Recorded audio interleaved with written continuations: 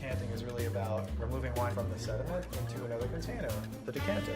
You can use anything as a decanter. Just be careful if you're using something that might have some dish soap in it or some foreign aromas, just rinse it with a little bit of the wine you're using. Sacrifice a half ounce of wine so you don't have any kind of foreign flavors in there.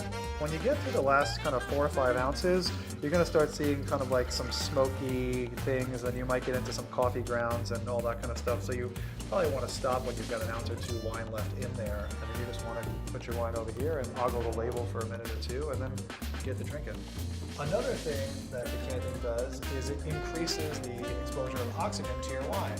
So it creates more aroma molecules and really allows the wine to breathe, so to speak. If you're drinking wines that have the capacity to age for quite a while and you're drinking a little bit on the young side, you might want to decant your wine for 15 or 20 minutes, for an hour. It's really all about what your comfort zone is and how you like to drink the wine.